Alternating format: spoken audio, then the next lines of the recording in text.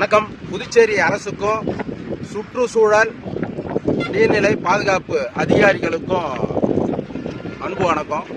இப்போ நம்ம இருக்கிற இடம் வந்து வேலராம்பட்டி ஏரிக்கரை. ஏரிக்கரையில் தூர்வார பணி நடக்குது அப்படின்னு நினைக்கிறோம். பார்த்தீங்கன்னா எண்ணற்ற வாகனங்கள், அதாவது ஒரு ஊரை கொள்ளாடிக்கணும்னா திபுன்னு இறங்கி திபுன்னு வாரின்னு போயிடுவாங்கல்ல, ஒரே நாளில் சுரண்டினோன்னு. அது போல பாருங்க, எத்தனை இட்டாச்சி வண்டி, எண்ணற்ற லாரி, எல்லா பக்கமும் வேலராம்பட்டி ஏரிக்கரை அனைத்து பகுதியில இருந்தும் லாரி உள்ள வருது. உள்ள வந்து மண் அள்ளின்னு போறாங்க. பொதுவாக தூர் வாரத்துனா வண்டல் மண்ணை தான் வந்து தூர் வாருவாங்க. ஏரியில முக்கியமா நீர்நிலையை காப்பாற்றக்கூடிய மண் வளம் எதுன்னா களிமண் தான். இங்க அள்ளக்கூடிய அத்தனை மண்ணும் களிமண்ணை அள்ளுறாங்க.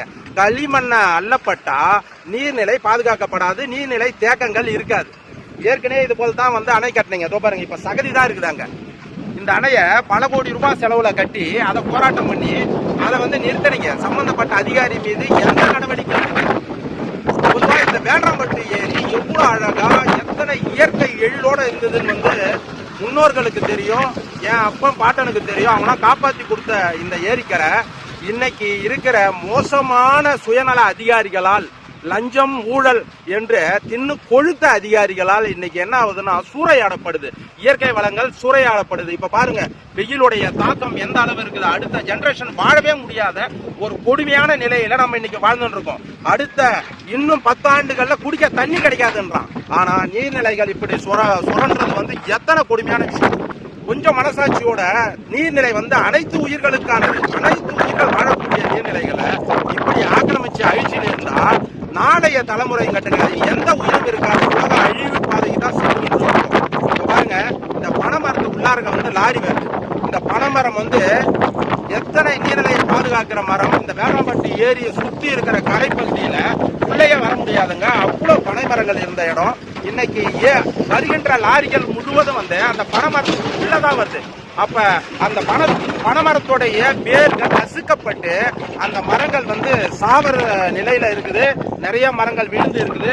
அதோ பாருங்க, பட்டு போயிருக்குது. எவ்வளவு கொடுமை தொடர்ந்து இழைத்துக் கொண்டிருக்கின்ற அதிகாரிகளால் பாதுகாக்கப்பட வேண்டிய இந்த இயற்கை வளம் மோசமான சூழலுக்கு போயிட்டு இருக்குது. ஒரே ஒரு சின்ன விஷயம் பதிவு பண்றேங்க. இந்த வேலராம்பட்டி ஏரிக்கரையில பனை விதைகள் விதைத்தவர்களுடைய பட்டியல் நீங்க கூகுள்ல போய் எடுத்தீங்கன்னா 9,000 பேர் வருவாங்க. பனை விதை விதைத்தார்கள் அப்படின்னு சொல்லிட்டு தொடர்ந்து வருவாங்க. அந்த செய்தி மட்டும் தான் விளம்பரம். சுற்றி பாருங்க, ஏரிக்கரை ஒட்டுல அன்னைக்கு இருந்த பனைமரங்களும் இல்லை.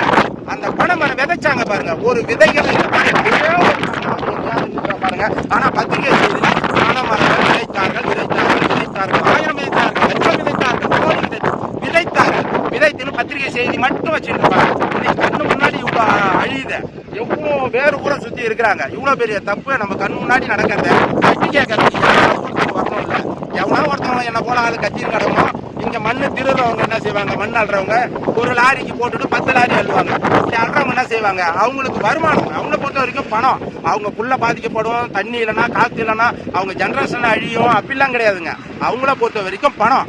அந்த பணத்துக்காக எதையும் செய்யக்கூடிய அவர்களுக்கு வர போக என்ன செய்வாங்க, எவனோ ஒருத்தன் கத்தினுக்கிறான், இது போல லாரி போகும்போது நின்று இருந்தா அடிச்சு போட்டு போடா, 1500 2500 ஃபைன் கட்டு போலாம். அப்ப நான் சாகணும். நான் செத்தா என்ன செய்வீங்க?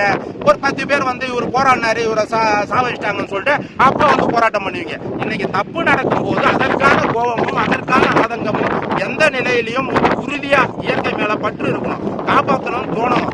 முக்கியமாங்க இந்த இது போல மண்ணாளத்தை வந்து ஏற்கனவே அந்தாண்ட பகுதி அழுகும் போது நம்ம தடுத்து நிறுத்தப்பட்டது. பல அமைப்புகள் அதற்கு உறுதுணையா இருந்தாங்க.